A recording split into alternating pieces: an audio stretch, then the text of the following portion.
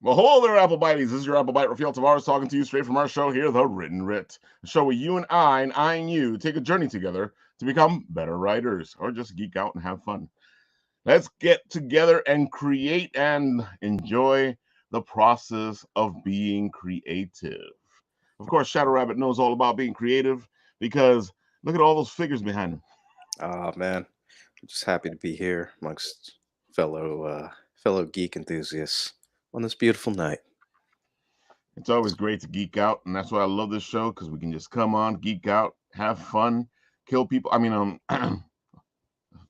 Hey, never it's a mind new that. season. Winter's over. We get to start anew. I thought winter was coming. Yeah. I got a couple of things I gotta take.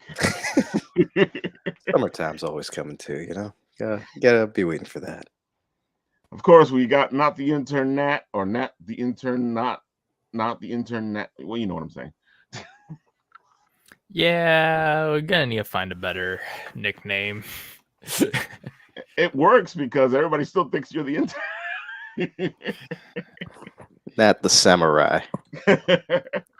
You know I have trouble remembering people's names, but most of these people don't know my name. Because What they do you call mean? you the intern. Everyone is guy and buddy and friend. No, not even. Pal? Not even. No, nobody calls me pal either. The most they'll It's, do is call him it's the either intern. sir or the intern. Yeah. Hey man, sirs and ma'ams go a long way. Or sometimes they go, "Where's the furry guy?" Which is weird because that means they knew me only from like the first time I joined the Bit and Apple. Because And you have the I hat? rarely use that hat. I use it only in winter. You made an impact. Hi Shen. Hello Essence Comics. Shen and Essence Comics on the side, having a blast. Well, hello, Shen. How are you doing? Hope everything is well. I know we're signaling you. And of course, Essence Comics is our guy, Charles, in the back. That sounds like a really cool guy, whoever Yeah, he that does. Essence I can't comic wait to fella talk is. to him. And Man, of course, we can't I wish have we could everything talk going to him. on without the Roman man himself, Hey, Tony. how's it going, everybody? Hi Going Tony. good, bro. Hey, what's good, Ralph? You watch Peacemaker yet? Yeah, no, actually, I Oh. started to watch it. I did the first episode. It was fantastic. I can't wait to watch more. But I got things happening over here that didn't allow me to. We're watch gonna the rest of choreograph the series. dance at the next con we go to, right? He's lying. Yeah, man. we can do it. Oh man. Dude, man, that Oh, I was gotta James- say so- something. If we I film gotta it, say James something gonna about the put it intro, up. but I gotta wait till I don't want to wait till Ralph watches it. But there's something. Well, the intro's great. I love the intro. I love that dancing. You know, and it was so funny because I'm Yeah. like, this kind of reminds me of the some of the animes I used to watch. where Yeah, they, yeah. you know, Yeah. I had another friend that I kept telling him to watch it, and he like finally started watching it yesterday, and he's like, "Wow, this show is great." I was like, "I Exactly. told you," and you know, now he's I like, told you. I got through the first episode and I was like, Yeah. I can watch the next one. I was like, freak, I can't do that. "Yeah, man." Then I was telling myself, dude, I shouldn't have watched the first episode. The Peacemaker rule. Oh my god. You can do anything if you put your mind to it and Yeah. sacrifice the next day. Sean says, hey everyone, crazy New York weather. Yes, it is. Right Yeah. now, it is a Rain. storm of the century again. It's raining outside? Yeah. It was. When I Yep, was out it was there. pouring. And I think it's supposed to pour again later. Uh-huh. You gotta love the weather. I haven't been outside of my house in a while now, actually. It The sounds bunker. like pandemic time. Mhm. Let's see here. I know we've been Oh. hanging out with our friends, checking out their Kickstarters. I guess Yeah. I should mention a couple of the Kickstarters we got here on the side. Let's see. Of course, here's Salvation from our guys at Ace. If it loads, it's probably going to turn. Oh, It's probably going to throw the whole computer off, and I won't see you guys anymore. all right, so if he goes, we're doing saving throws to see who gets to become party leader, right? All right, my dice are loaded, so Boom. Yeah, Salvation. I got my new dice There right it here. is. Oh, yeah, let me. it's here. Oh, I don't have Wow, dice. they look so amazing. What are you guys thinking about? Yeah, actually, I don't know what my dice are. So, Lulu, My daughter I know steal them. you're part of this whole salvation thing. So why don't you like take the pitch? Go. Salvation is super cool. It follows the story of Vaughn as he fights to save his soul, and he's going up against demons and all kinds of cool stuff. It is by our boys at Ace Animation Comics Entertainment, and it's super cool, man. I think you guys ought to back it if you haven't already. What are the tier rewards? They have a bunch of them. There's a special tier reward called the Shadow Rabbit reward tier. There is. Those have been popping up on a couple Kickstarters lately. I hope someone buys one of them. This one's pretty worthy. It's like Nice art. $150. That's not that much. Yeah, that was.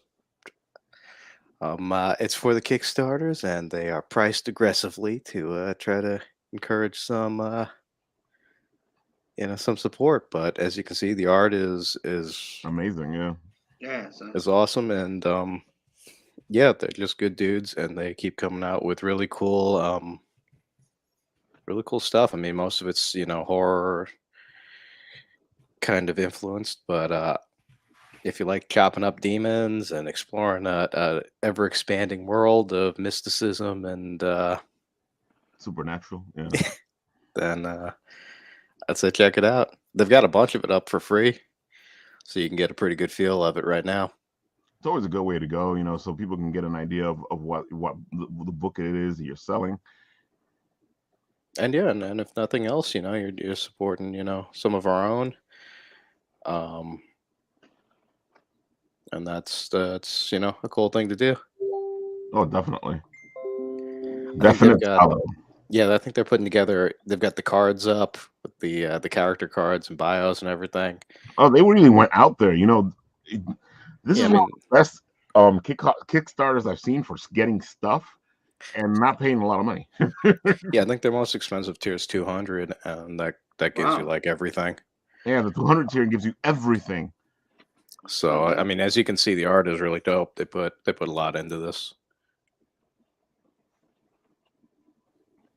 Wow, look at this. Yeah, and No, he's dead. yeah, Dwayne and Terrence are good dudes, and That's good. they've got a couple titles out that are all yeah. Look at that. Yeah, they keep like moving the game up and moving the game up. I remember when we first met them at freaking CradleCon, they had a great book, but they've come pretty far from since then.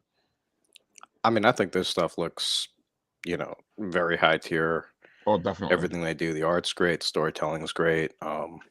It's creative. I don't know if maybe people thought Salvation was like, I don't know, a religious book or something from the name, but I don't know. But it is it's really awesome. Demon fighting, Yeah, so you get a lot of stuff for with the tier you support. Yeah, man. And look how the Kickstarters and just everything. I mean, it all looks like really professionally done. Mm-hmm. Did I see a face mask at the 50? Yep. A face mask. Oh, that's cool. Yeah, exactly. And that's all. That's all because these guys are not messing around. They put a ton of themselves into this, and they've got a really good plan. I really hope they keep growing and doing their thing. It's just amazing. Wait, what's this? I feel like I've seen that guy at a con before. Look at that pre-pandemic guy. Wow. All the hope in the world. You can own Shadow for $150, and he will bring a figure also. Man, I'll show up. I'll hand deliver that stuff if you buy enough of them, man. Wait, Nice. who is this? I think that's Brendan. That sculpture. Oh my god. Cool, man. Our boys from Fat Guy Inc. That's so funny. But look at that. This is one of the you've had some good tiers, but this one is like the one I think people can probably afford. And I'm like, dude, get Shadow now for 150. Shoot. Actually, man, they designed me. They did a freaking shirt for me for the last Kickstarter I was on. Oh, that's right. You're in it. Hold on, I'll put you up. Oh, look at that. Oh, They made him a character. see, that looks like Shadow. Yeah. That looks like Shadow. I don't know who this guy in the picture is. I was like, that's the coolest thing I've seen, man. No one else made me a shirt. But yeah, they're awesome dudes. Oh, there's the figure. This is from the other story they just finished. Ooh, Nightfall, nice. Michael's Awakening. The eyes. And the eyes. one of my boys bought my sculpture tier, so I bought the sculpture back from them. I'm gonna give it to. Well, I haven't said it yet, but I'm giving it to them. To Ace next time I see them. So. Oh my God, they'll love that, especially because the eyes do the thing. That they do. All right, so that is our friends at Ace. You guys should support them. I think. Let me just make sure where they are. Salvation. I was just loading it up on the other screen. You got it. All right, they are halfway. No, they're almost done. They just need another $250 or so. Are they? Yeah, we are right there, man. Yeah, we're right there. We need to help them out, guys. You know, all they need is another about $250, and they are funded. All I need is one person to buy Shadow Rabbit again. Dude, yeah, that's right. All they need is one person to buy Shadow Rabbit. I'll make something dope for you. Oh my God. All right, so what do you know about Sailor Moon Crystal? Sailor Moon Crystal. What do I know about it? I've watched it. I don't know. What do I know about? I'll tell you what. If they donate enough, we can have you explain it to them. Oh, sure, why not? That's a good tier. Yeah, you can get you can get Nat's cameo where he explains Sailor Moon Crystal. It follows the manga closer, but I don't know. The changes the anime made were okay, though. So I don't know. No, I 100% agree. It was not the best Sailor Moon. Yeah, the changes the anime made were better, or I don't know, they're good. I like the old anime better. I love how Ralph is trying to move on, and then we're like trying to explain the tier. Like our friends nobody wants here that. Are near the end of the campaign. They're at 70,000, almost 71,000. My and God. they got 12 hours to go, and this thing is just beautiful, man. I love how cute this thing is. If you want a great jumping on point to learn D&D, this is it. And just over 9K, and we can hit the next stretch goal. This is it. And the characters that they have. We got any whales out there that want to throw in some money? We can get to the next characters. Listen, some of those characters are beautiful. One of them is personally mine. Oh my God! And the story's cool. And she was nice enough to hang out and geek out with us for way longer. Don't forget to check out last week's podcast. She could geek out like a true geek, man. Yeah. Man, we would have just going all over the place after we finished talking about her Kickstarter, and she just kept up with us. I know. I forget what we were rambling about, but then all of a sudden she gave for 2 episodes. She gave a meaningful response to it. It's like, one of us. Exactly. So while all these guys can't remember, you guys can go back and find out for yourself what it was we talked about in last week's podcast on our YouTube channel, where all our videos and streams are kept forever until YouTube decides to inevitably take them down. This is true. That is true. You don't mess with our numbers again. Yeah, they're doing that on my video. See, I'm telling you, there's this weird thing happening with numbers, and it bugs me out. Oh, right. You weren't here for the talk. People have been getting blocked by YouTube with messages and people trying to watch videos where if a video starts doing too well compared to the rest of the channel, YouTube blocks it. Yeah. Actually, we love YouTube and our tech oligarchs as always, and we thank them for the privilege. Actually, one of our videos was doing well, and people started getting the message on it. Boy, do I love the... Oh, you're talking about the lockup one, right? Yeah. I saw on Facebook, I got these messages that some of our videos were blocked and then they were on there like, oh no, it's okay now. I was like, huh? It was weird. Yeah, no. This violates this and that, and then they were like, you know what? Never mind, we were wrong. I was like, okay. I have a feeling that's what happened to the second video, because that was picking up steam and then it halted full. Oh yeah, it stopped. It came to a halt, and I was like, okay, that's weird. I'm pissed. All right, way guys. too So much effort Faith into that. End, go support it. 12 hours left. Amazing D&D, especially if you want to get your kids into D&D or if you got newbies that want to play a new game. And these characters are so freaking cute. And the more money they get, the more characters they release for this release of the Kickstarter. Right now, there's this cute Paladin that releases at $75,000. So come on, we're almost there, people. Hey man, are there any other cool Kickstarters that we got to talk about right now? Well, of course, there's the Essence Kickstarter with our friend Charles. Segway. What's up? Whoa! Wait, it's almost like we were somewhat preluding this in the beginning of the podcast. Come on, we are not this some weirdy secret organization that makes everything end up happening into one thing that everybody goes, oh my God, why didn't I see it coming?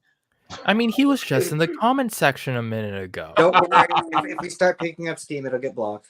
Yeah. Oh, that's definite. Yeah. Yeah. Well, All right, Charles, great to have you on board. I love Essence. It's great. I read the first issue. It is an interesting storyline. I like where you're going with it. It feels really different, you know, but it has that epic sci-fi feel to it. Yeah, it's when I first started creating Essence, I wanted to actually make a video game. Based Warcraft 3 was kind of my inspiration, and I wanted to make a video game. Right. But obviously you can't really protect your intellectual property as easy. So I ended up doing the story, and well, this is kind of now this is where I'm at. We're getting ready to release the volume 2. Volume 3 is actually already 15 pages in right now.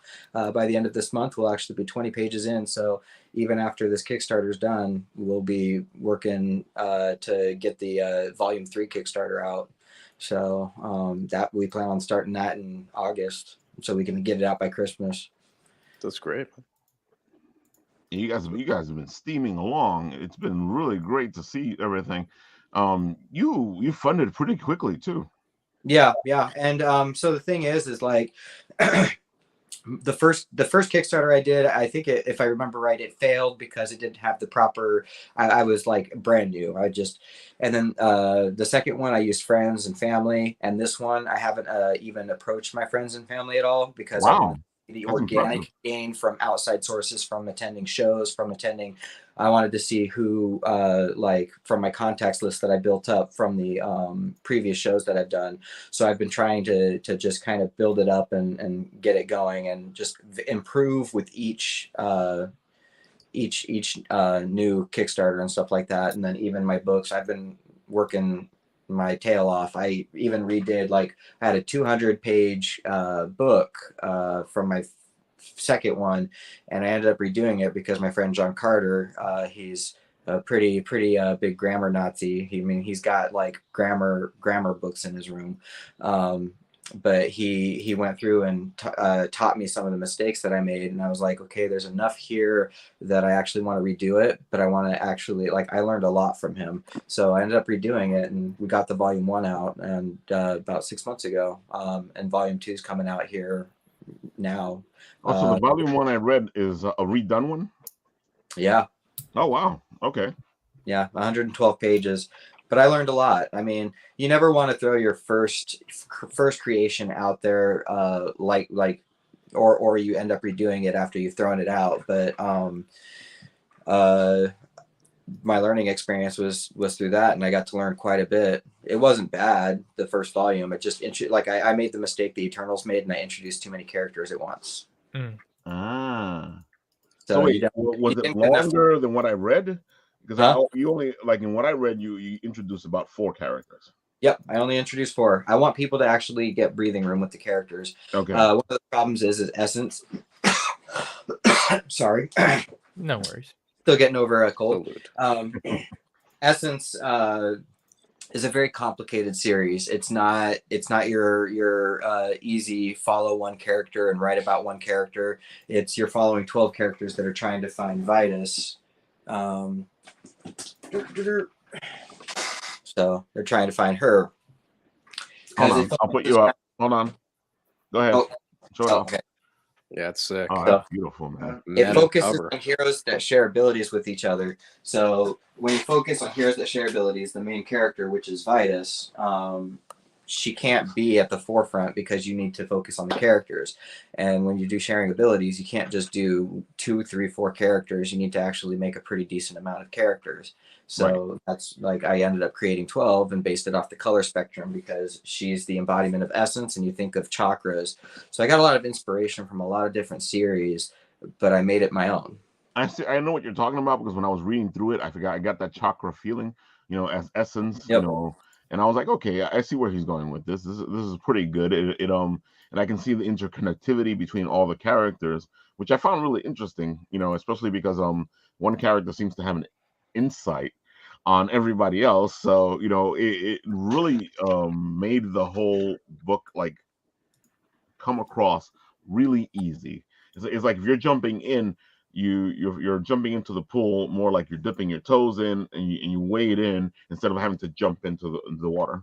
Yeah. Like I was trying to make sure that's one of the things I learned is like the original volume I had done. It's the monsters attack, the characters come together. But the mistake I made was I started out with Charity. Charity is going to be in volume 2. Right. But I started out with her, and people started getting this feeling of, oh, Charity's the main character, and it's like I wanted to establish that all of them are pretty much main characters. They're all sub characters to Vitus, but Conrad's kind of like the leader of the group, and I was like, okay, when I redo this, I want to start out with Conrad because it makes more sense that the Professor X of the group is actually kind of where it starts. And I started it at an earlier time so that the events do catch up to that point. So it's like people that do know about that volume are going to be like, wow, there's going to be a lot that comes from this. So if Could anybody take 10 years to if catch anybody up. read the volume before that, they have a whole different feel of the book than somebody who's reading it now. Yeah. It's I also wanted the monsters to be different too. So I got to learn about the series a lot more and I got to gain the experience. So even though I put a ton of money into creating it, it taught me a lot doing that experience. And so now I got to make it more polished and each volume should get a lot better because I'll listen to what people say for the critiques. You can see like the amount of work that's gone into it and my experience from when I started to where I am now. And that's a good segue because I like what you did here. You're actually letting people read the first issue of Essence, so they can check it out, so they can see how much they like the book. Yeah, well, the other thing is what I'm trying to do is so like even after volume 2 comes out in about 3 or 4 months, I'll probably end up putting the digital volume out. I want people that come in to the Kickstarter and support the Kickstarter to get the early access, and then I'll start releasing it mid-April or something for pages on Cool. Webtoons. But then like on my website, the volume 2 will come out digitally for free. Because I don't want to be one of those people that sits there and tries to charge money for something that nobody knows anything about. I want them to actually support the project because they believe in what I'm actually doing. If you're good enough at what you're doing, people will actually want to support you and want to see it succeed. And if people don't feel like you're trying to gouge them for money or try to charge them, they'll be more likely to throw money at you. It gives them money to spend on a different part of your product. That's great, and I like the fact that if you guys want to check out the book, you guys can come on to here, check out the book, read it for yourselves, and also he gives another book on the side called Crunk's Elf Adventures. Yep. I can explain a little bit about that one. Go ahead. So both series are really fun, but Crunk's Elf Adventures is the second series. So what happened is my artist, the artist that did this, originally he was going to do the artwork for Essence, but when he started doing the pages, his art style didn't really fully fit. Right. So I couldn't just sit there and be like, sorry, man, you got to go find another job. I was like, I've got 20 other stories that I want to write. I'm sure I can fit you in. I was like, this one seems like the more legitimate one because I actually was working on trying to get it ready to set up and stuff. And I'll show some pages too. Wow.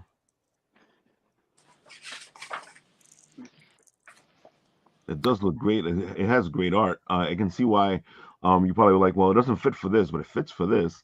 And it Yeah, does. It this fits one's very more well for it.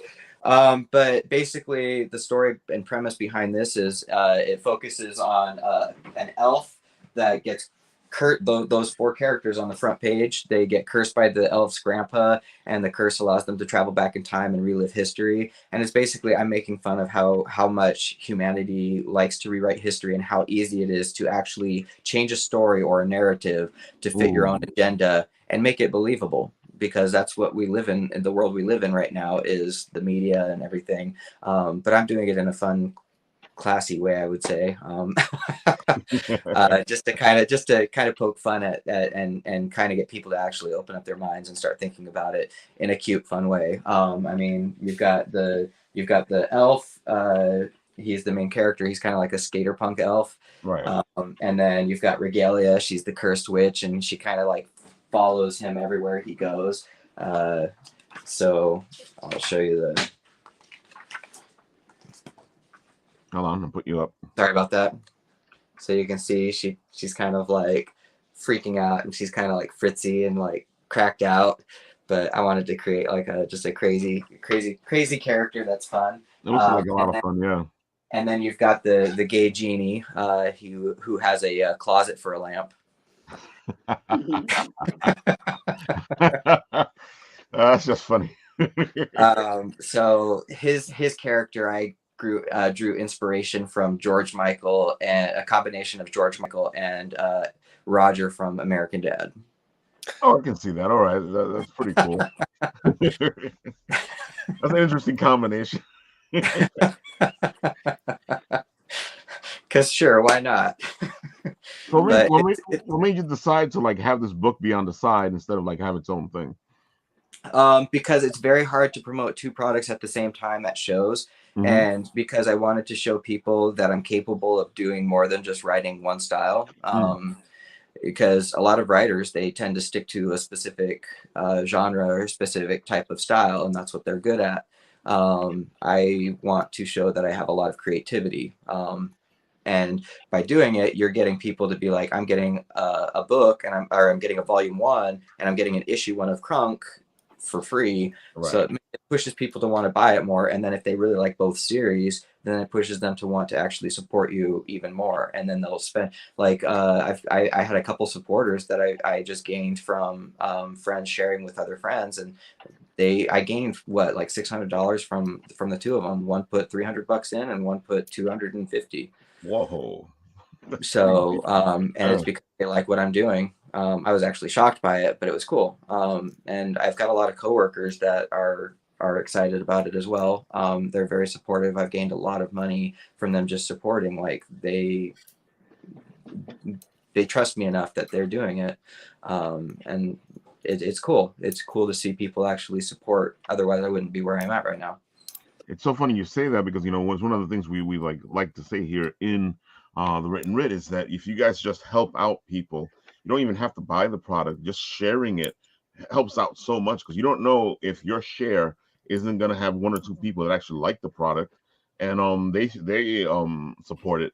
So and because a lot of people go, oh, I want to do something, but I don't have any money. I'm like, just share it. Sharing helps so much. So one of the things that you can actually do, and I just came up with it when you guys were talking and stuff like that, because if you share a bunch of posts, it can get obnoxious to people. But what you do is keep track of what's going on, write a list down, do something, and then post and have the links or have everything in one shot, so that people can be like, oh, this one's only got 3 days left, I'll go support it. Because there will be people that will just go and support a Kickstarter just because they want to support an independent person. And they want to see them actually succeed. And let's say I have a list of like 1,000 people, and 50 of those people just want to support. They're like super backers. You posting the links and how many are like just on one post, and you put like a list of all the projects that are currently happening to go check out that you've had interactions with, then I have to learn how to put it all together and start keeping track, but it can help people, and people will remember you doing that. It's funny that you say that. We have a couple of friends that actually do that on their sites. They'll have a whole post that's dedicated to all the projects, all the Kickstarters that are happening at the moment, and you can just go to that post to check it out. Or we have somebody like our friend Kat who does the top for the month. She'll do the top 10 Kickstarters to support this month, which gives you 10 Kickstarters that you probably haven't heard of or haven't seen to go and try to support. She does a whole video about why you should support them. Yeah. Yeah, I'm hoping I get popular enough. And I believe this product, both of them, have the potential to do it, as long as I don't screw up the story. But my whole purpose of actually doing a lot of this stuff is actually to create a future for the younger generation and give them something, and create inspiration for them and show that you can do it. And I want to do something for the next generation. This isn't for mine or anything like that. So I'm just trying to be an influence, and a positive one, not like a negative influencer, where they're like teaching the kids to do bad things and doing Tide Pod stuff. So let me ask you this then. What to you is the main core defining thing of a good story? Make it entertaining and engaging. It's really about making it like hit off and make it engaging, make it fun and interesting. Add twists to it. Don't try to copy what everyone else does. Come up with a thing that you're doing or that you like. Like my inspiration was Avatar, and I like the spiritual stuff. I love the fun, quirky little things from stuff like Avatar. But I took it and I used my own humor and my own way of telling the story to make it unique. I didn't try to copy what they were doing. I just wanted to make it fun and engaging. And it's when you do stuff, you want things to be unique and different. You don't want them to feel completely the same. Otherwise people will look at it and be like, well, I've already seen the exact same thing. That's a good answer. That's a good question, that. A lot of the best stuff out there is like that. It's based on something, but you can't instantly tell that what it's based on, because it's taking so many different turns. So Exactly. a lot of the best stuff out there is like that. Yeah. Like, oh, this reminds me of this, or oh, this reminds me of this. I had a friend basically tell me when he read this, he was like, I got a feeling from like every single series that I've ever seen. This is like you took everything, put it together, and made it work. That's a good thing. That's a compliment. Yeah, it is. It's cool. Yeah. There's a lot that's going to be happening in this series. This isn't going to be a series that's going to end in a couple seasons. It's going to be like, even just the first season, I've already got 4.5 volumes scripted, and then volume 6, 7 are pretty much like summarized in detail. So all I have to do is basically go write them and add tiny little tweaks and stuff. And then volume 8 will focus on Vitus and her backstory. So that's just getting the characters, like you get the action, you get the excitement, you get the stories, you learn about the characters, but just getting those 8 volumes, that's just bringing the core group of 12 characters together. I've got over 24 characters that I've built. I like the fact that you break it down here. You know, you don't have to get the tiers in order to get the extra stuff. You can actually just buy the extra stuff if you want. Yeah, it's easier. It's good to actually because one of the things I look at Kickstarters, and that drives me nuts, is when people have too much. They flood the pages. You keep it simple. Make it easy for the people, because you have to assume that the customer doesn't know what to do. If you send them down an aisle of cereal, they're going to be like, I love all these cereals, but I have to choose one. Yep. You don't want to give them too many options, because then they get confused, and a lot of times they'll just back away. They won't want to support it, because it'll overwhelm them and it'll be too much. So you can see that we tried to keep this as simple as possible with all the designs, everything. The pledges, I think I kept it at 10, but it's like progressive. And then we did the add-ons as like just to make sure that we had a little extra that people could do to increase the amount of pledges.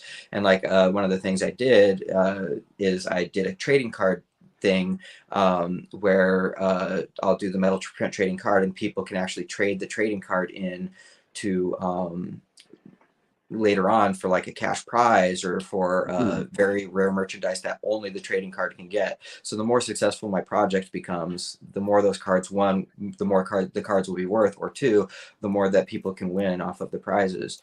I don't know how successful I'll get. I think it'll do pretty good. It's just about, I think it's at this point marketing and making sure that the story is told well. I mean, the artwork, it's already just amazing by itself. Yeah, artwork is spectacular, yeah. But it's going to come down to the story and how well I market. I like the fact that you have the metal prints for like $15. It right here, the cover size, the comic size metal print. Mm-hmm. Yep, Yeah, it's a comic size. So I tried doing the 11x17s. Later on, I'll probably start offering them. Right. But right now, my focus is on like making sure it's mailing and stuff like that is the issue. And when you're doing a metal print that's 11x17, you can't. It's not easy to actually mail it out. Paper, you can actually fold it up and put it in the little tube. If it's not like thicker paper. But with like metal prints, anything above a comic size metal print, it starts becoming pricey to ship it out. What's funny is that I prefer a comic size metal print because it's easier for me to showcase. With the bigger prints, I have to figure out the wall space. I have to figure this out, that out. But with the metal print, it's like, it's a comic size, so you can even go into with my comics if I want to put it away. What you do is you buy a picture of Adam and Eve, and then you put your metal prints like covering the spots. Like that's a good idea. Rob, how are you covering it with this? Does it mean something? Figure it out. What are you hiding behind that? He's just hiding the hole behind the wall. What? No. That's the secret. Follow and find out. Exactly. What are the things I might reveal? I mean, speaking of which, Lou, why do you have all those T-shirts just randomly throughout the back of your room? There's comics and figures, but why are there T-shirts?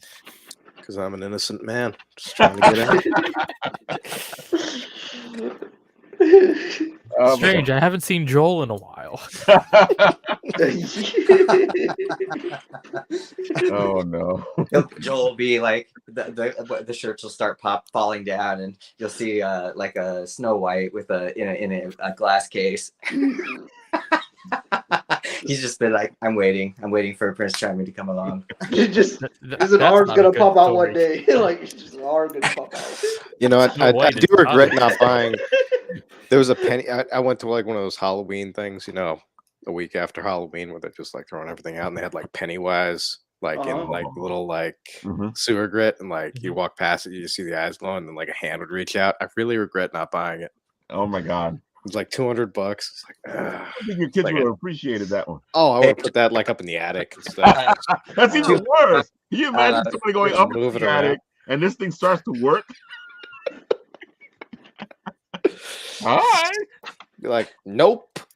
What you should do is that the next con you go to, you have that just under your table. Oh my god. Then the sensor is like just off the curtain, so the moment someone walks by, the hand just juts out.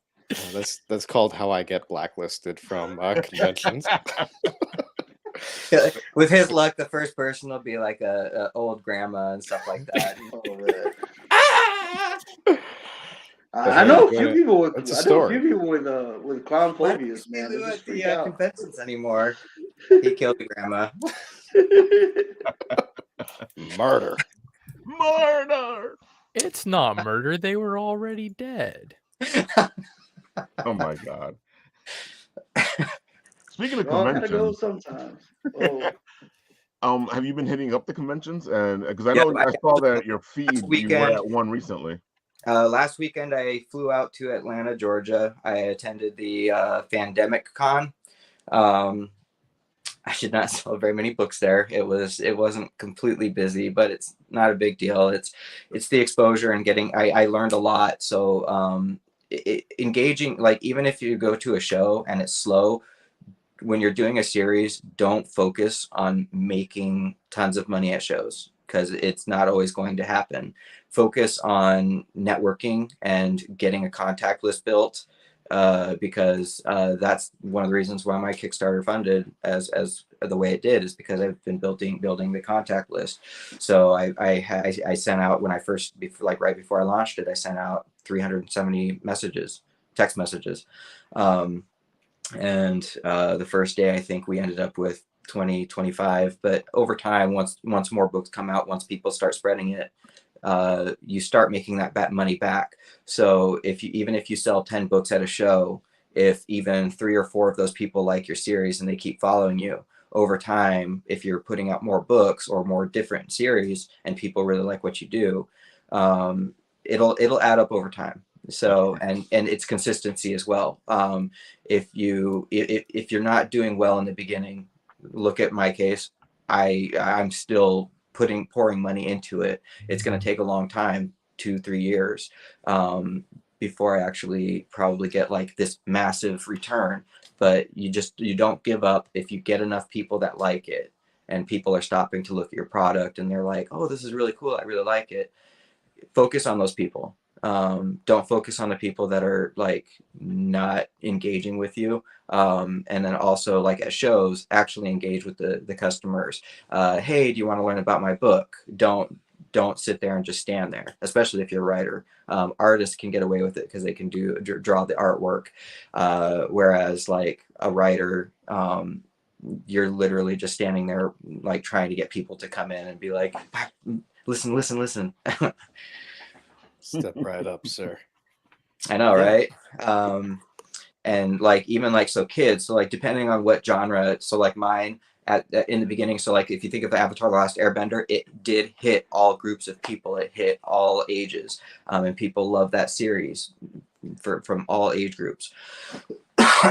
And mine kind of fits into that similar category where it's going to appeal to like people will think of it as being like an Avatar, similar to Avatar, in the fact that it appeals to a younger age group. And then once people start learning about like, oh, there's these monsters that are actually pretty spooky, then they'll actually get more people that are older to also engage with it.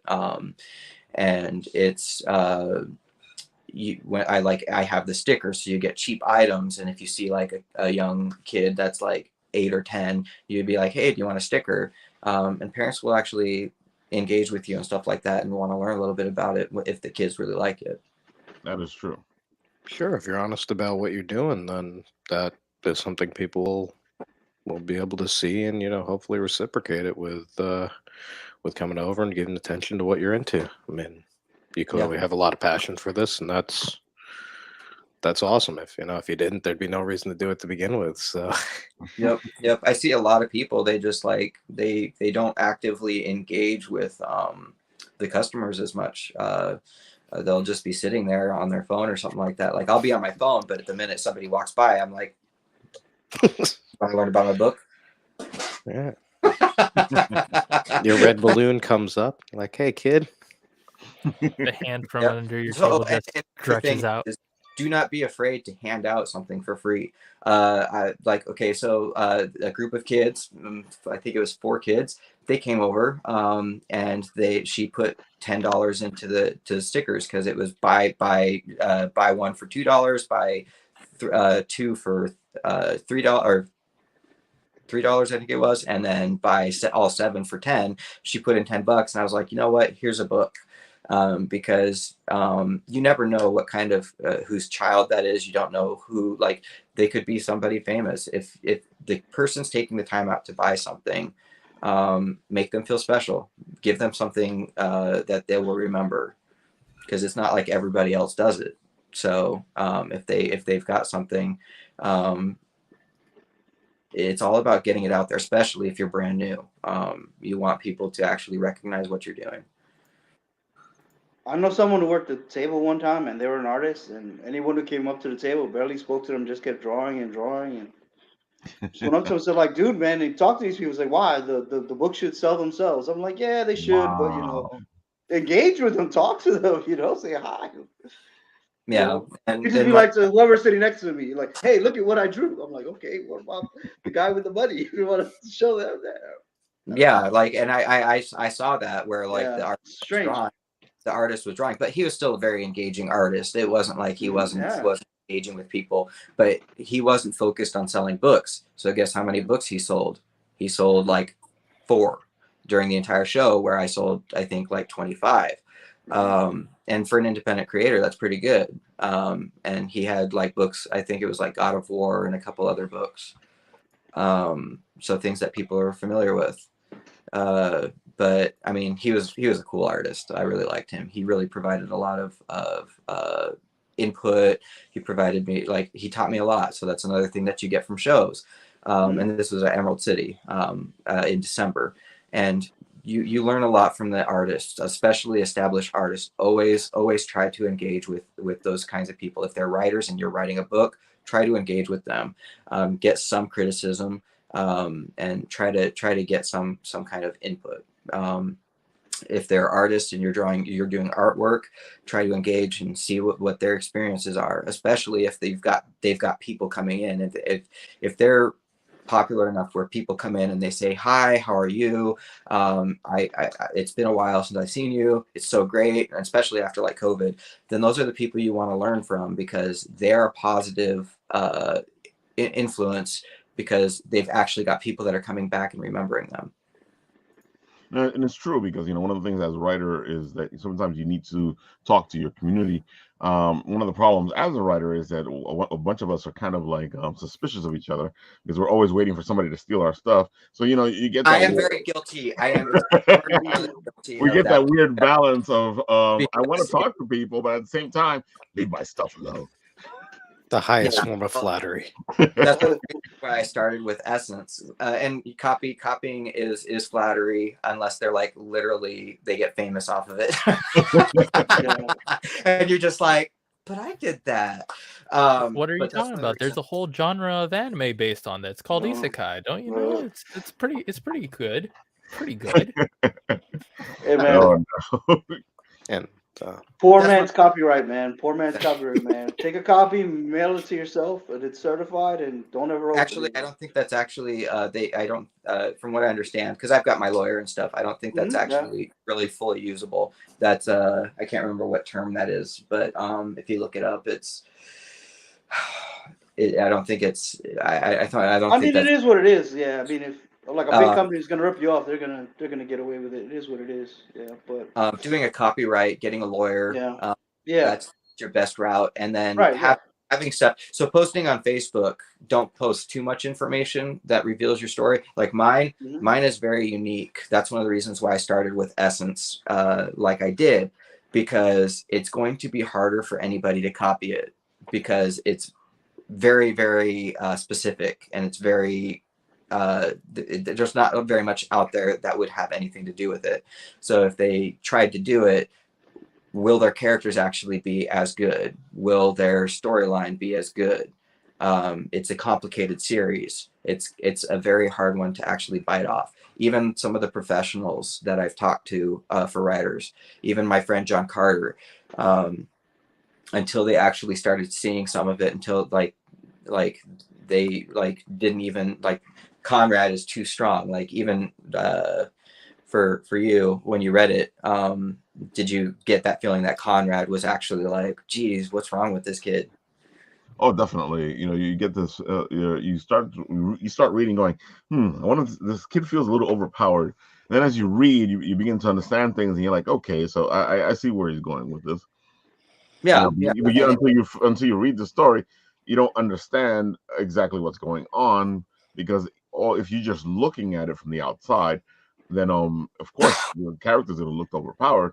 But you got to see how you're using the character, how you're writing the character, how you're developing the character, and then it starts to make a lot of sense. Yeah, it's I got some of that inspiration from like One Punch Man. They think of everything like writers and everybody, they like to stay in a bubble. They really love to stay in that bubble, and if anybody like leaves it, they're like, that's wrong. You can't do that. That's not going to work. One Punch Man broke the bubble. He was one of the ones that kind of went out there. I want to break the bubble, but I don't want to do it in the same direction where everything's getting one punched. So I went in a different direction, and I created like these overpowered characters. Because even in like X-Men and a lot of other series, the overpowered characters don't fit into like any massive role unless the story is specifically about that character. Because you don't see Legion in all of the X-Men. With all of the X-Men, you don't see Superman always ends up overpowering everybody in all of the other stuff, and it's always ends up becoming about Superman saving the day and a lot of stuff, not everything, because I don't read enough about it. So I'm sure there's plenty of parts where he's not like the mainstay. Something happens with him. He gets stabbed with kryptonite and whatnot. But like even in the Superman, is it Justice League? I'm really bad with some of that stuff. So sorry if I sound really bad with No, I know what you mean. They have to build in a flaw to the god level people. Yeah, in the movie where Superman died, they ended up bringing him back to life to fix the situation in the next movie. I wanted all of my characters to just be so overpowered, and I made all the enemies overpowered in their own way. People will see that in Volume 3, exactly what I'm talking about. Well, it makes sense in Volume 1, even if you don't showcase it too much, because the normal schmo doesn't have a chance, and you can actually see that in the first book. The normal person doesn't have a chance against these things. No, not even. They like one of them would wipe them out. Yeah, exactly. And it's because I wanted these characters to just really like people just like, wow, this is very different. It doesn't take place on Earth. It's a completely different place. It's its own thing. And I created the world around it.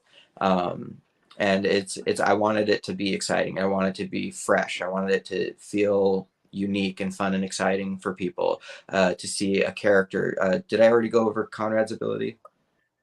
I don't think you've explained it, but you told about him. Okay, so that was probably the previous show that I had explained it. Now they're starting to overlap.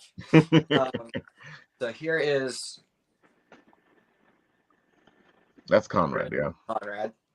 So his ability is perception. So this is what I always, even at the shows, I use his ability as an example.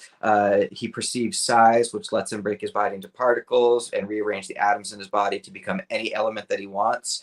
And already right there, that's like a broken skill set. But I took it even further. He can also perceive anybody's ability. So he looks at a person, he engages with them in any way, shape, or form. He understands and perceives what their power is, their strengths, their weakness. And he can obviously turn into any element, so he can counteract some of the things. And then he can also perceive distance, which lets him see pretty much everything that's going around him, and he can expand or like pinpoint things and see further out by using a lot more power. So he's kind of like the Professor X of the group. He has so much knowledge and so much ability to do stuff that he's able to bypass a normal character growth and the normal storytelling. He's a character that will help bring all the characters together. He's going to teach them how to use their powers, so you don't have this long drawn out training phase. They'll be like, I don't know how to do that. And he's like, I got you. Don't worry. I'll show you. Which you see in the first issue. He does that. He goes, okay, you guys need to learn how to use your abilities, and let me show you how to use them. Yeah, okay. It gets through. So instead of taking an entire book of explaining the stuff in 3 or 4 pages, I kind of show off like what this world is able to do. Mm-hmm. So it gets through it, so I don't end up having the series take, I don't know, 60 years to tell. How they use their powers, how they it'll take 30. Yeah. I do feel like when I was reading, I was like, oh, that was a lot of stuff to happen in a short period of time. But now that you're explaining that you had a whole other idea before, it actually makes even more sense.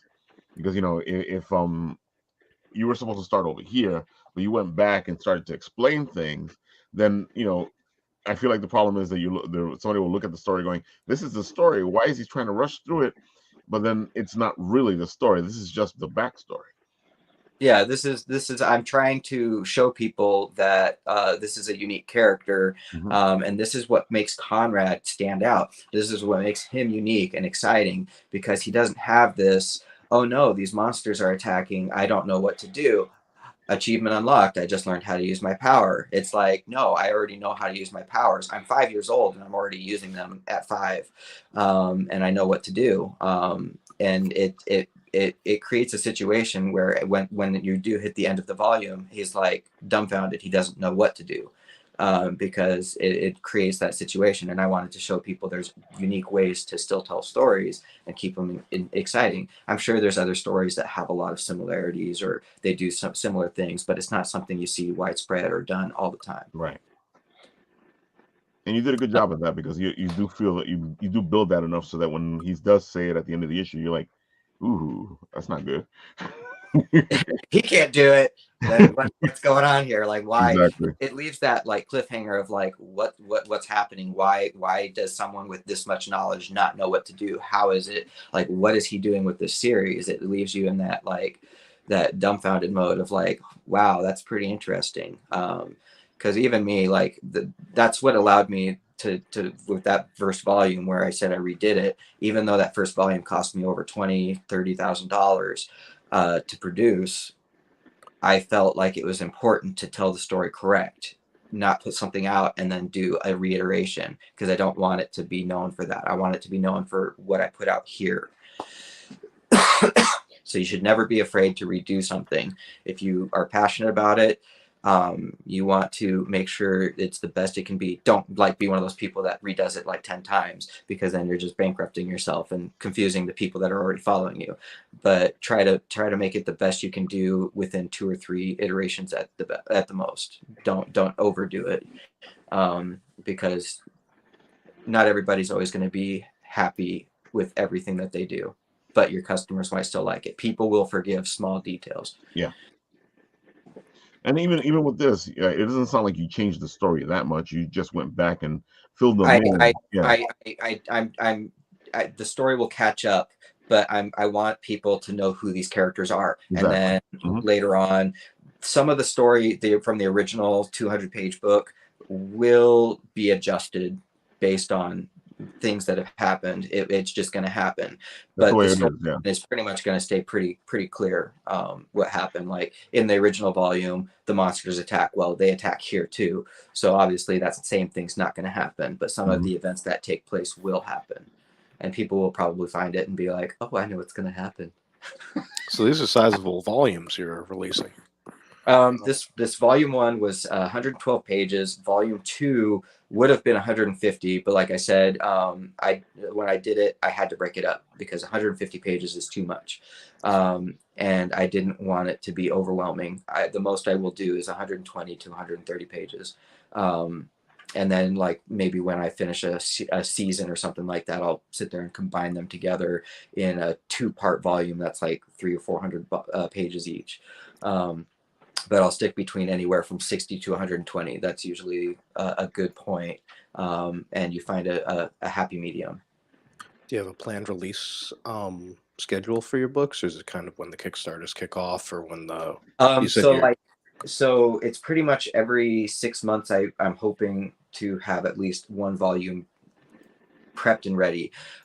So we already started on volume 3. We're 15 pages in. By the end of this month, we'll be 20 pages in. So if things stay consistent and he's able to finish the 15 pages a month that he's supposed to, we should be done with the volume 3 by July and at least with the black and white pages. I'll still have to get them colored, lettered and stuff, but we'll do the Kickstarter in August so that we can, because I'll be doing all these shows. I'll be doing San Diego. I'm doing Joe Fest. I'm actually a guest at Joe Fest because it's Top Dog Comics, and he's a co-host of the show, and he's in love with Krunk Self Adventures, but he also likes Essence. But he put $5,000 to help towards the animation. Nice. And he's very supportive of the project. He's excited. He believes in what I'm doing, and he wants to see it take off. So he's gonna help push it. And I'll get to the stores here and what I'm going to be planning on doing with the stores as well. Because if I get too far off topic, I'm going to forget what I'm talking about. Speaking of which, where were we at? Animation 5,000. You put it in. You talked about shows that you were Mhm. planning to attend. Right. Do you have Oh, a show schedule up? so the Kickstarter, so Volume 3 Kickstarter, if I do it in August, then by September, it'll be done. By October, we should be sending it to print so that we can try to get copies before Christmas happens and distribute them by Christmas. I'm going to be attending, I think, 8 shows between now and August. So even after this Kickstarter ends that I'm doing, Right. I'm actually going, like, if you look at my front page of my website, it has the link to the Kickstarter. I have a little doomsday clock, countdown timer. So for Volume 3, as soon as this Volume 2 Kickstarter is over, I'll replace it with the Volume 3 and have an estimated date and time of when we'll do the Kickstarter. So if there is a delay, it can change, but at least people will start getting used to the idea of, okay, well, I know that he has it on his website, so I'll go and check his website out, make sure I keep up with what's happening. One, it gets traffic to your website, it gets people engaging with it, people will share it around, and then it Also keeps gives them people an idea, informed rather you know, than which is sitting good. there and because the problem with social media, so like YouTube, like what you said, you started picking up momentum on YouTube, and then all of a sudden it hit a wall, and then it just stopped. That's the problem with social media, is they're basically hurting independent creators. They're doing a lot. You get shadow blocked or whatever, and it doesn't matter how much. Like, I've seen a lot of people where they do stuff, and just to get a few people to follow their stuff, it's like they're putting in all this work and making all these posts every single day, and the payoff, the reward is excruciating. It will happen eventually, I'm sure, where they can get there, but the amount of work that they have to do, it's rough seeing people have to do that. I make posts once a week, twice a week, and that's about where I leave it, because at least with that, you're not overwhelming people's feed. Yeah, the algorithms are so weird on those sites. Like, it's terrible. I'm watching people. They're so strange. They've got like 8 or 10 people watching, but a lot of times it'll be the same people watching or the same people. And like for you guys, for YouTubers, you guys are fine because it's not going to impact you guys as much. But for like independent comic book creators, and stuff, it can be tough. Even just doing a small business, you're having to work high and low. And I mean, like, so another example is 3 years ago, before this pandemic thing happened, I would do ads on Facebook or Instagram, and I would get a fair amount of feedback. I would get some people commenting. I would get a decent amount of followers for $300, $400. That's how I got almost 5,000 followers on my Instagram, is I would do ads. But then I did it again this year, and it was like a fifth of what it was.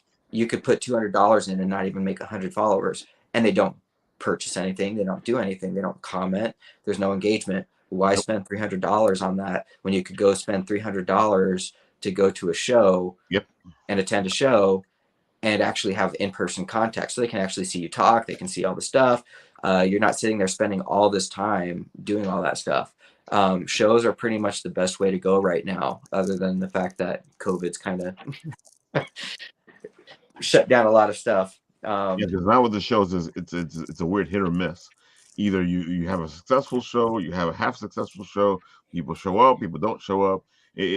So all the shows are now in this strange limbo. Well, so the thing is don't even, like, it's not even about making money at the shows. It's about attending shows, getting the exposure, and getting people to see. Even if you get one fan and one person following you, that person can make a huge difference. Over time, it builds up if they continue to follow you. So like Essence, I'll have 10 volumes. If I got one person from each show and I put out 10 volumes, that one person just paid for 200, 400, or 200 bucks. And now if you're getting 3 or 4 people, then that ends up being $800 for 10 volumes. Yeah, so we agree with you. It adds up. And then they probably share with their friends, and over time, it's about consistency and strength. Like, you have to keep yourself going. Don't get discouraged. A lot of people will put out 1 or 2 issues and say, "Oh, this isn't doing good," but their product is amazing. Their product is good.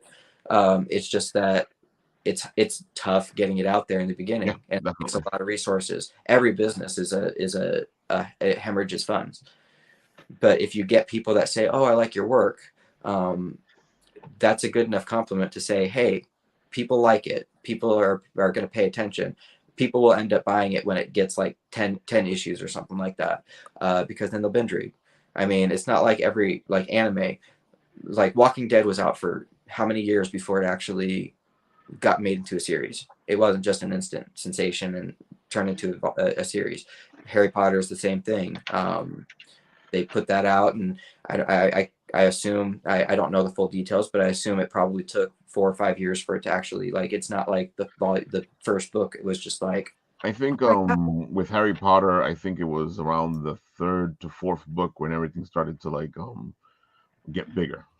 Exactly. Yeah. And that's like with me, volume 3 is when mine will start taking off, because people will read a first book and they'll be like, I like this, but then they'll read a second book and then they'll be like, what happened? Or like, the first one was great, the second one could have been a lot better. And with me, that's the same thing I'm doing. I'm putting out I'm putting out the second book. I'll put out the third book, and I'll just keep doing it until I get enough people that engage. It's about getting that excitement, building it up. People want to be able to follow a series. That people don't want to see all the main characters get killed in a movie that didn't follow the script. Well, we saw that in Star Wars. We wanted to see like the major 3 come back and see them. They could have done a whole other story, but we wanted to at least see them come back and fulfill their storyline. And then Disney was like, "What we're gonna do is we're gonna kill them all off." Well, sure, and it's the difference between someone who cares about their story and someone who's just looking for a We know payout. we're supposed to have a baby together, but now they're gay. Oh, they've done that before too. Yeah, it always bugs me out when they do something like that. You're like, how? And then as a writer, you sit there and go, okay, who the heck greenlighted this? If we're looking at story progression, just because it looks good doesn't mean that it's progressing the story the way the story was progressing. And I always feel like Hollywood goes, no, we're gonna go with what looks good. I don't care if the story progresses, whichever way it progresses. They follow an agenda. Another thing that Crunk Self Adventures covers. But it's just they follow an agenda, and they change characters. The thing is the thing that made those characters famous is the thing that they should not be changing. Exactly. If you want to create a new character and have it fit that agenda, like Carl, for example, he's the gay genie with a closet for a lamp. That's his character. I created that character for that specific reason.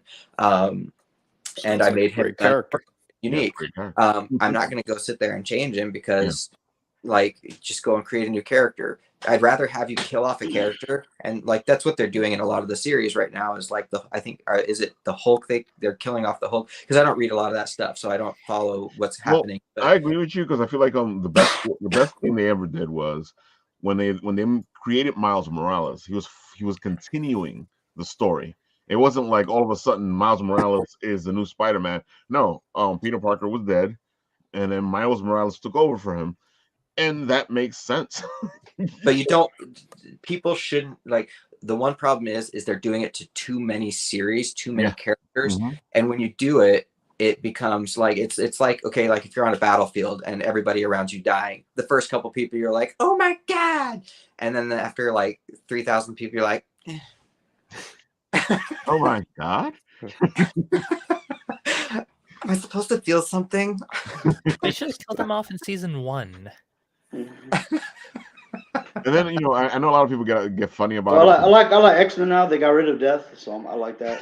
They made it so no one can die. Oh, I forgot about that. Yeah, they got rid of death, so that's that I like. It got to a point where like Wolverine was dying every other year or something. Like, come on, man. When doesn't he?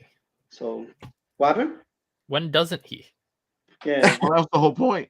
So now what they they decided to do with the X-Men was kill off death, and now the X-Men can come back anytime they want. So yeah, no matter how many times they die. Yeah. And I'm like, what? Who greenlighted this? No, it's good. It's good. I don't know, man. Listen, You know, I never Thanos get it. finally, It's good. Thanos now needs to move on. Death is gone. But just for the X-Men, just for mutants. Like they found a way. I don't know how much time we have. They They found- consulted the necrotic lord Mouse, and he said, "Yeah, we're." I thought it was Maury McTaggart. I thought she had the ability to keep these people alive or something.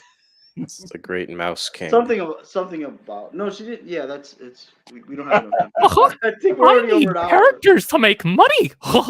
So what we're gonna do? We're gonna have all the X-Men live. I'll be rich. Yep. No, Mickey's not involved yet. Whoa! It could Wait have been till we see anybody. we Yes. have to wait to see X-Men. I'm involved the moment it enters Kingdom Hearts territory. There you go. Not yet. So not yet. We're X-Men. I'm still waiting for Kingdom No Hearts. mutants. You figure Disney will be like, "Hey, let's make a Kingdom Hearts thing." No, we're not going to do that now. They've been talking about it for a while. I don't know if it's in the works, but supposedly this was We having a only CGI got 5 series. new worlds for in Disney the last Plus. game. Yeah, Do they you can really take their think they're gonna time be to adding do too it. many more? Let all the craziness die down a little bit, then they can do a good job in a few years. I agree. I No feel like rush. if you take your time, you'll get a good story instead of You know what we're gonna do? Which is why I always, anytime I see like a show or a book and I'm sitting there and I feel like somebody sat there and went, "You know what we're gonna do?" And I'm like, "No." I don't want to They hear you know what we're they gonna just do. take a series that's beloved that no one could possibly ruin and make it live action. Or What do you back on mean? Cowboy Like, Bebop. Cowboy Bebop? Oh yeah. Or back on Cowboy Bebop. Oh, time Man, to you go. guys just aiming at this man. You want to see him get mad again. The thing is, they bought the comic too, but Artgerm did the cover, so I bought it, and I was like, "Oh You God, got it's a the continuation comic of the." book? It was an Artgerm cover. It was sexy, but I was like, I regret it. 'Cause now they're gonna think people like that fucking show. Well, you didn't. Well, if you just bought the comic and you didn't pre-order it, you're okay. If you pre-order it, that's when you're in trouble. It was a That's cover what bot. they love that Lou, pre-order you money. want to tell us Yeah, what you did? the store, Just- the store already hey. bought the comic. You're good. Just- Just Yeah, I pre-order got it. Snyder Hold Capullo's new I'll put it book. up. Nice, We have demons. nice. Nice.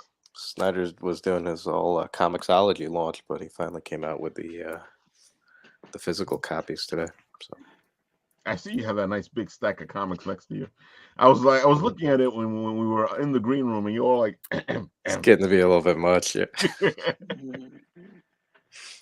Yeah. Charles, as you can see, we're all avid comic creators and geeks and Oh, yeah. readers and We make comics? yeah, well, I do. He's like, that sounds like the I don't know about you guys. Oh man, it must be great to have talent. Dude, you're a great writer. I feel like you need to like just put something out there so you can see.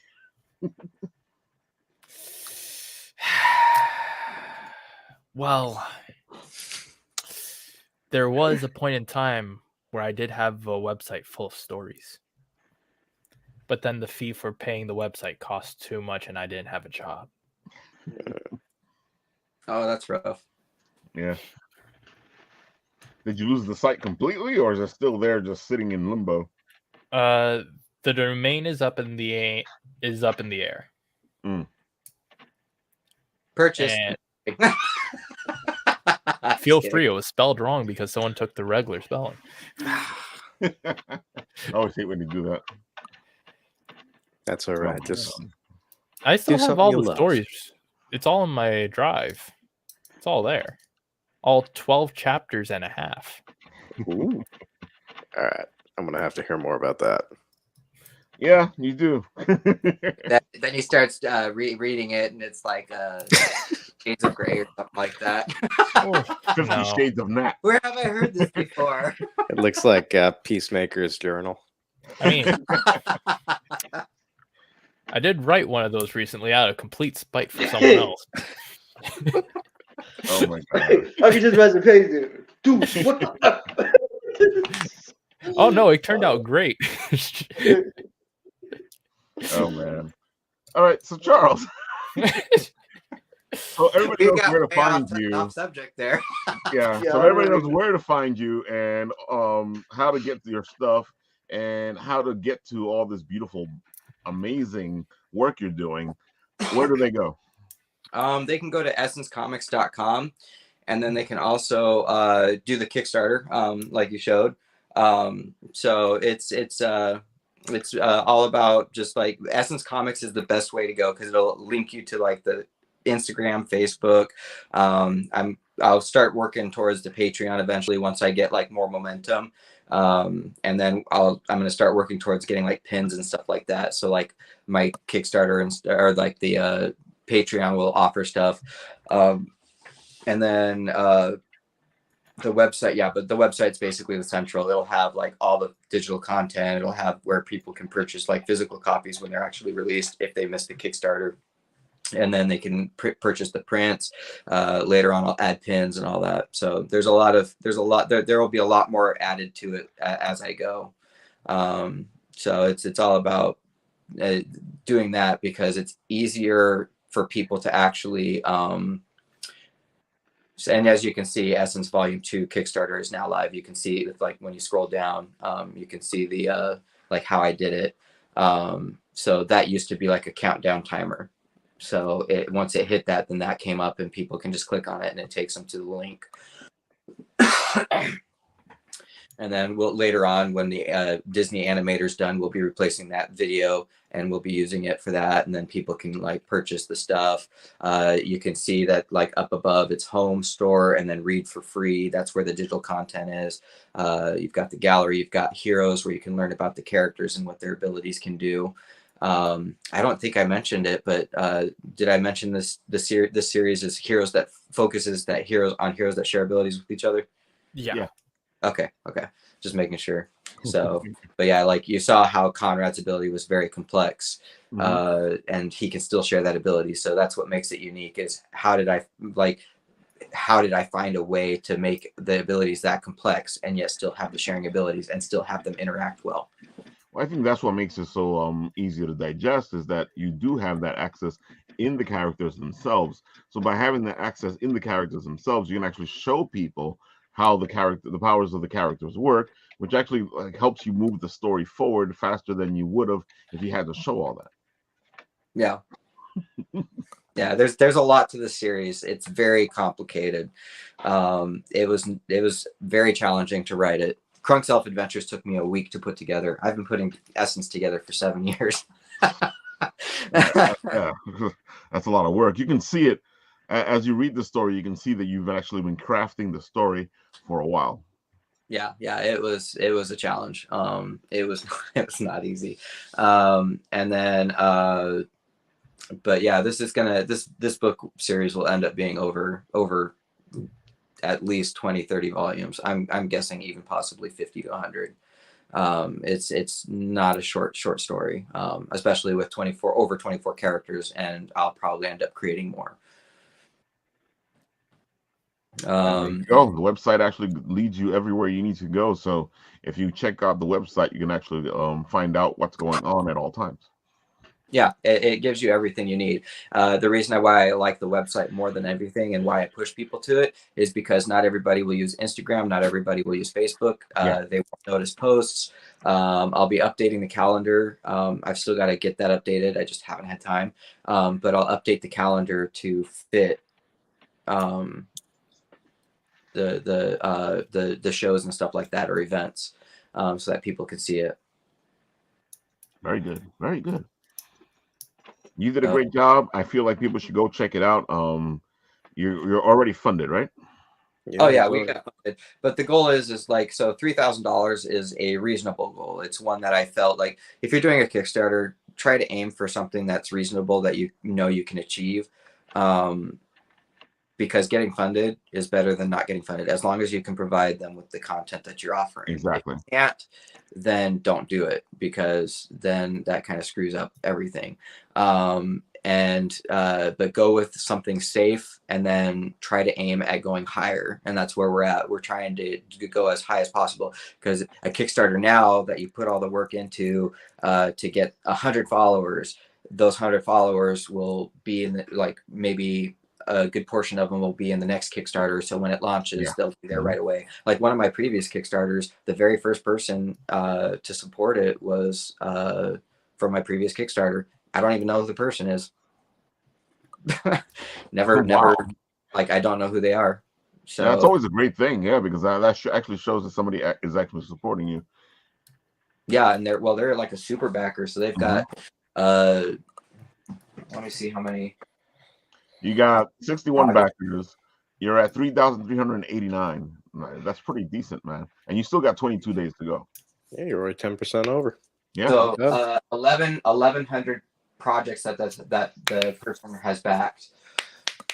So that's a pretty high number. And if you look at the places they live, then it like you look at it and it's like they could be somebody that's looking to just watching. You never know who the people are. That's true. And they could end up, that's one of the reasons why I do Kickstarter, is because yes, I could sell it on my website and just do 1-2 sales here and there and get it through. But by doing it on Kickstarter, that's an extra medium where people are like, you're looking at people that are looking to invest, people that have a lot of wealth to them that they want to get involved in.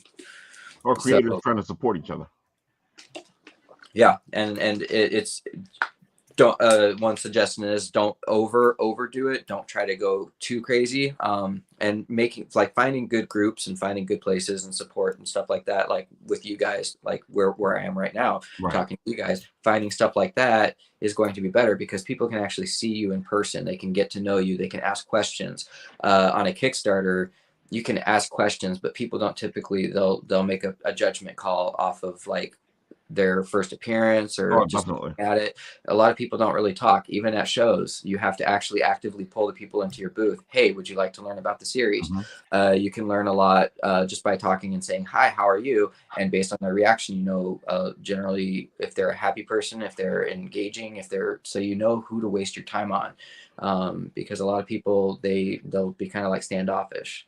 And you want to engage in people that have a lot of energy to them, that are happy go lucky, friendly people, because then those people are more likely to convert or be more engaged and share with other people. Exactly. That's what you're looking for, is people to go out there and go, dude, you know what I saw, you know, and because that alone helps you out a lot, you know, which is what we were saying earlier.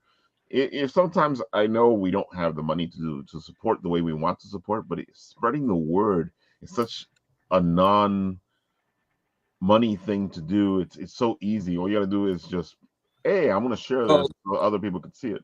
Even if you have 1,000 people that put it people don't have to have a lot of money. If you're supporting a project, you can go throw $1 in. You can put like $50 aside and support 50 projects or something like that and put $1 in. One, if it's on Kickstarter, that like, let's say you have 10,000 people that put $1 in, that's free money towards that creator that creator just got.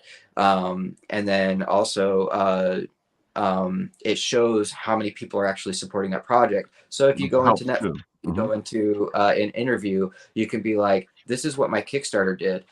My Kickstarter being at 57 people, yes, it shows that I've got people that are investing more money, but it's not about how much money a small number of people are going to invest. It's about a large quantity of people investing in, even if they're supporting a little bit, because then that shows the industry that your product is something that people like. Because that's true. Getting 50 people. That's true. That you know, if you want to support the project, you can do $1, you know. And you know, I know a lot of people feel like people are going to be offended. No, we're going to be happy that you actually want to support and you want to put that $1 in.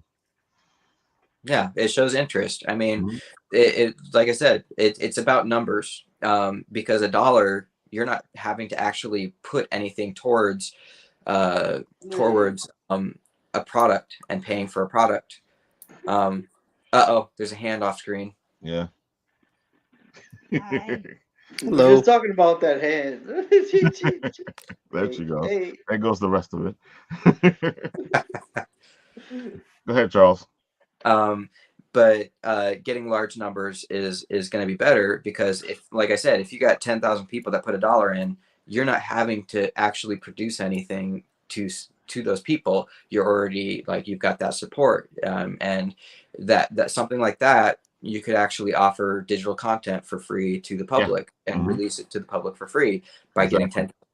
It costs $3,000 to produce this. I've got $7,000 of disposable income. Obviously, it'd be less than that because the fees and the things that Kickstarter takes out. And then I don't know how, like, I know Patreon, they like charge extra per fee or something like that. So $1 is like really actually like 60 cents, but it still adds up. It still makes a difference, and it can have a huge impact. But to me, like having a larger number of people, you'll actually be able to go into an interview and be like, I have 10,000 people that support this project. Like I don't even need to say anything else. Like that shows, one, it shows that people are engaged with what you're doing. Two, it shows that you've put in a lot of work, because in order to gain 10,000 people to support a project, or several thousand people, that takes a great deal of work. Whereas 50 people, you could have a large family. It's great to have family. It's another thing to have fans. You know, It's a huge difference. Just and one of the friends you haven't met. And the big thing is when you're an independent creator, getting people to actually, like, people don't read comics like they used to. You have digital content, you have all this other stuff, and you're competing against a million different creators that are happening at the same time. So there's a lot of challenges that hurt the early production.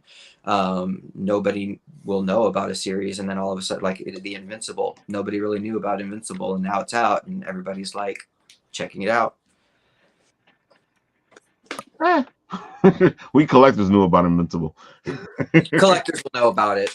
The collectors will know who Ryan Otley and stuff like that is. I mean, obviously he had a fairly good fan base, but like people that weren't engaged with it, people that didn't do shows, they all of a sudden saw it and they were like, "Oh, I need to check this out." That's definitely got a huge increase. Animation is where everything blows up and takes off, because that's when people will actually be like, oh, okay, it's actually at that point. Whereas a comic book, there could be a number of there's just a ton of reasons why people wouldn't actually purchase a comic book. It could be anything from, well, he's only got 2 issues out, so he could just fail. I've seen that before. Yeah. And instead of going, I like this book, I'm gonna buy it. They're like, he can fail. I'm like, just buy the book. Just buy the book. That's why like putting out multiple volumes. That's why like Walking Dead.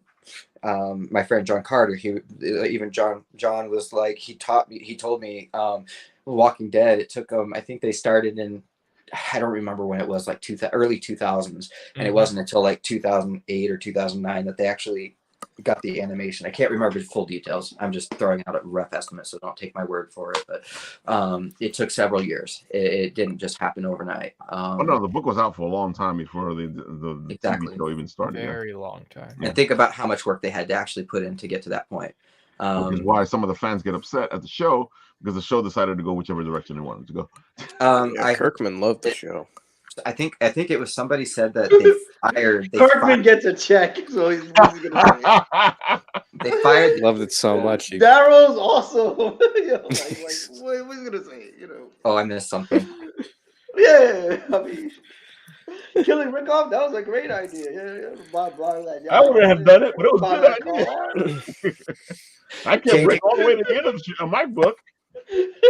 Did that because of the show. He was just so done with it. Yeah, man. Oh my god. But yeah, so what I heard is they I don't remember who, I think it was this last weekend that somebody said it or something, or but they said that like they fired the original writer. Is that true? For the show? I thought he left a while ago. Yeah, the original writer they fired, yeah. And then they had this other guy. The other guy who did that, it hasn't been good since the original writer. Yeah, I mean, they had that other writer who did that whole since the second season. That whole when they fake killed Glenn, they had that guy, and then nobody liked him. And then they had a female writer, and she's the worst. I don't know. The more writers you actually get involved I don't know, that take over, the more difficulty, because like it wasn't there recently a Marvel thing that came out, like one of the movies where it had to do with Batman and Harley Quinn, like they're in school or something like that. Oh, you mean the DC show where the girls were all it's a whole different universe where the girls are in high school. Yeah, I think that's for kids. So I don't Superhero girls, yeah. Somebody for kids. So, don't take my word for it, because I don't know like all the details. I don't know everything. But I want to say somebody had mentioned to me also that like the writers that did some of the writing for one of these shows, they were like they admitted that they didn't even read about the series. That's normal. Oh yeah, that's normal. That's completely normal. You know, and that's one of the reasons why like the comic fans get so upset, is because a lot of these shows, especially like if you want to go down to the X-Men, you know, the whole problem with the X-Men was that they would just go off on their own tangent, doing their own thing, and you're like, dude, at least try to bring the story to life. You don't have to do it exactly, but you know, stay in the margins. Or at least like have a consistent character. Story, Kill a main character, Phoenix, but it's not my about. thing was like okay, it's If you didn't like Ray, it's because you didn't get it. Okay. Not because she's not a very well made character. No, not at all. Well, I just think with those movies that they got people that didn't understand Star Wars to make those movies, and it wasn't until we got the Mandalorian, love or hate it, like those people get Star Wars. Exactly. I just think of the movies they didn't. And that's true. It's like Brandon Sanders took over the Wheel of Time. My roommate's a real avid reader, and he was like, the reason the Wheel of Time actually got finished and it did so well is because the original writer died, but the person that took over knew the series so well and was such a great writer that they were able to do it in a way and finish up the series with all the notes that they had to be able to complete the series. I wonder who George R. R. Martin was going. Huh? George R. R. Martin? Listen, Game of Thrones? Listen. The war in the North was good. It was what happened after the war in the North that was not good. Dude, he writes more about like football teams that he doesn't like than he has for those books in the last couple of years. That is true, yeah. It's. I didn't like the listen, when you're getting a check as big as he is right now, would you? He's just taking his time on finishing his books. Dude, he writes like on one of those old computers that they're like. You mean like a typewriter? The floppiness are that big. The floppiness is like that big. That's just what he writes on. So look, he watched Dragon Ball once. Now he's just like, you guys think above some fillers. I'll get back to it. Oh man. That would be funny if he wrote a whole book where they're just powering up. Oh, for Dragon Ball Z. That's exactly what Dragon Ball Z is. 2 episodes later, there it goes. Yeah, see, that's one of the reasons why I created Conrad. I wanted to avoid situations like that. We know why the guys in Dragon Ball Z are doing it, because they're actually trying to fill the story in while they're powering up. And then that's when I shot you in the head, and you didn't know that was coming. And then I'm like, well, they were just trying to do the best they could with like 3 episodes to fill up the season. Can you have a super backer tier where like you can have a character who's just like powering up their death beam for like the entire like series? That'd be funny. Like get back to them in like 10 years. It's like, oh yeah. Okay. You're gonna power up. We're gonna cause a distraction. Like the Goku guy. I love when they put a timestamp on it. This is like this fight's gonna move in 5 minutes. Just like, do Majora's Mask. The series spread out throughout the series will be over, and then they'll do the blooper at the end. Exactly. Guys. Yeah, in the epilogue. No, just do Majora's Mask, but make it spread out like over a century. Oh my god. Oh my god. Oh man. Well, you know, it can do it. It's the story. The story's there, but Majora's Mask is only supposed to last 3 days, and it keeps resetting, right? Exactly. So you can No, make that you thing go reset on it. forever. Yeah, and right. ever, Right. and- So But you shouldn't don't have it a reset the 1,000 moon. episode arc on Majora's Mask, dude. That's You know they Don't would. reset the moon though. Just have the moon slowly approach over thousands my of years, God. and you know it's coming.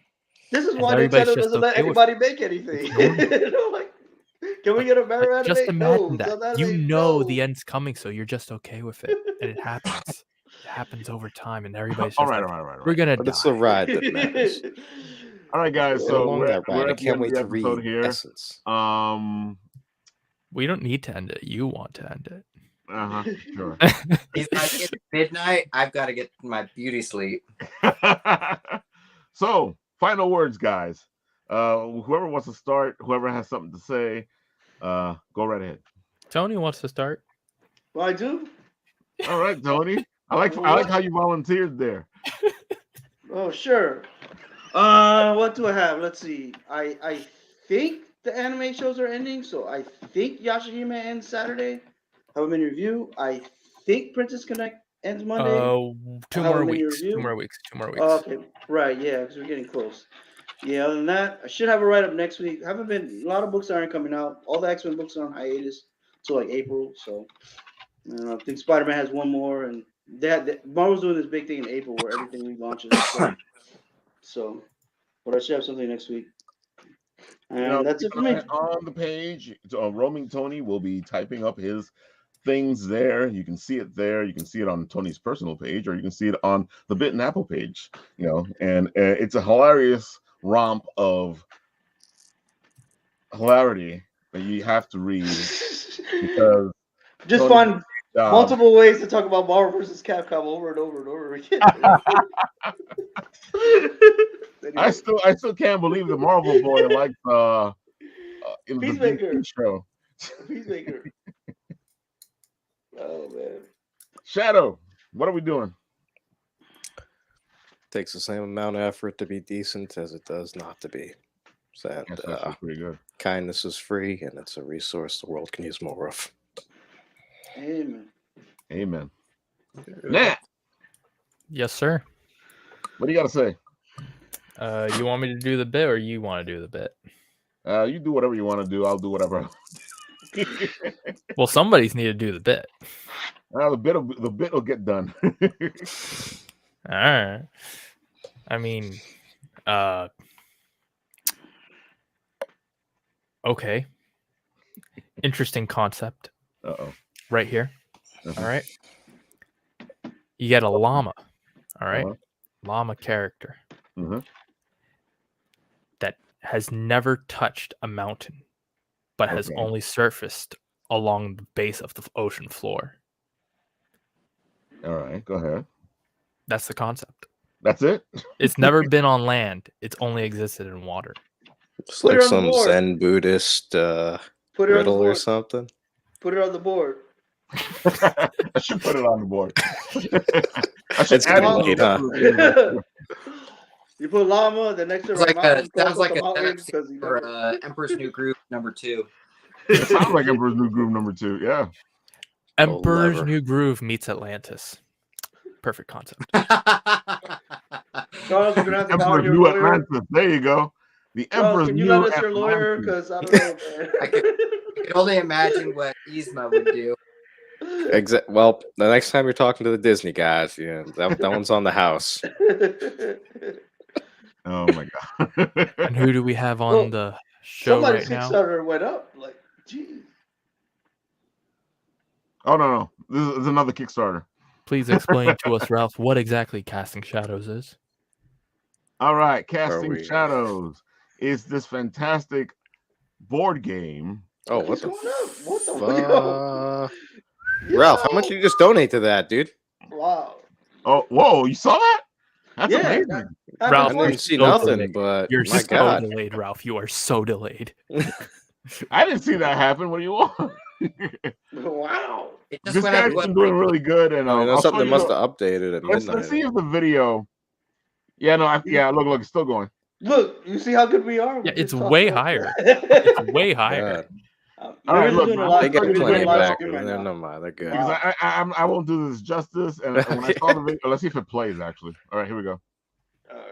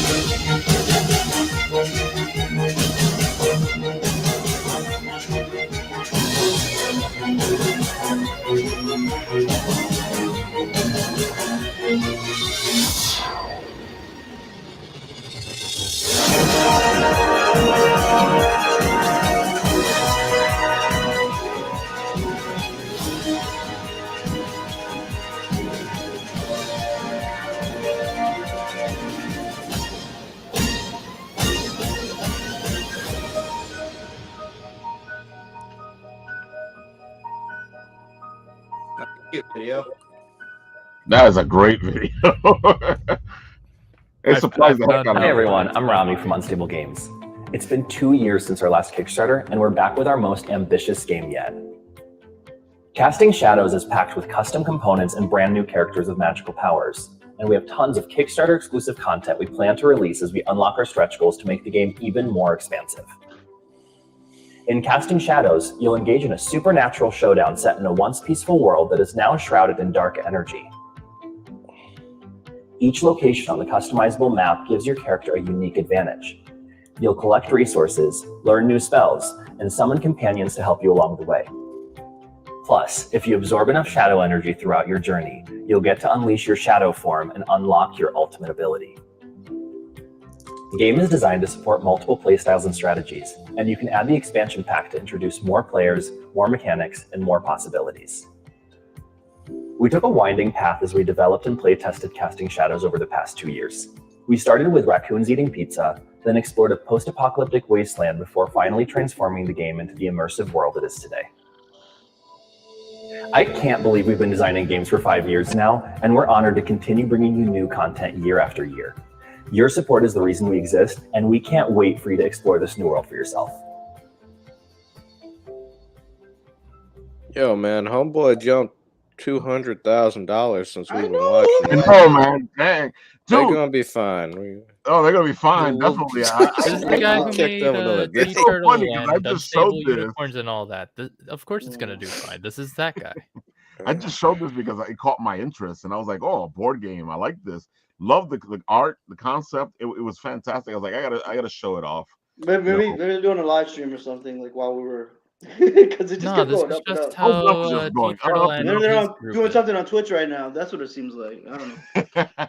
Wouldn't surprise me. Or all our followers came out and said, "Hey, man, wow." Exactly. We don't have that many followers. You Oh, Lord. right, I know, right? magic All point, right. right when it jumped. What did it jump like? 200,000. 700 or something From like the that? No, from the man, moment jumped a Ralph couple showed it, it was numbers, like man. at 680 or something. Yeah. Oh man, and we got that Oh. live too. So I mean, Yeah, we're gonna give Charles that same bump. Yeah, man. Yeah, Get, definitely, guys. You want to man. give Charles that same bump? Go right ahead. That's that Writ bump you got right there. Come on, Ain't even Ken, need to just check. cash Yeah. one of those organs you stole from me. All right. You know, Sean? Yeah, Shannon, just give up another inheritance. Just give up all that. As you can tell, we've had a lot of fun geeking out today because we are at the 43 mark, and we Got should have it. been finished like a while ago. Sorry. No, that just means it's a good show. No, it's good, yeah. All right, guys, I'm going to do what I always do here. I'm going to let you know that on Mondays at 7:30 p.m., we have Apple Bites. On Wednesdays, we have the Writ Late Right with us here, hanging out and geeking out. On Tuesdays, you have Leslie with her Tingling Tea, and sometimes they play video games and other stuff like that. And you can always check us out at conventions like the Big Apple Convention this weekend. Big Apple Con is Saturday. We're going to be there. Come say hi. Also, we will be there with Mark Torres from It Came From the Radio, and Kate Fox from The Kate Fox Show. And I'm going to meet up with a couple of other people that you know, so stay tuned. Ace, Rally B, I think I'm Ralph, how you know I'm going to be there? Mark is not going to be there. It Came From the Radio is going to be there, but Mark is not going to be there. Exactly. You have Charlie Saladino, the man himself. Charlie Saladino and Jen and Kate Fox, we're all a big family between Kate Fox, It Came From the Radio, and Bitten Apple TV. You guys cannot fail us. Just talk to me. With that, I will do what I always do. Oh, by the way, if you are there, you can also see La Gata Negra and the Master MC Peace himself, as they are the judges in a cosplay. I think he's also cosplay DJ for too. Big AppleCon. I think he's the DJ too. Well, I know that he's the MC, the Master of Ceremony, the Master Supreme. We'll see what happens. I will be there this weekend at Big AppleCon. If you find me, say hi, and maybe you'll be on the show. With that, I'll do what I always do. I will keep talking as I press the magic button here.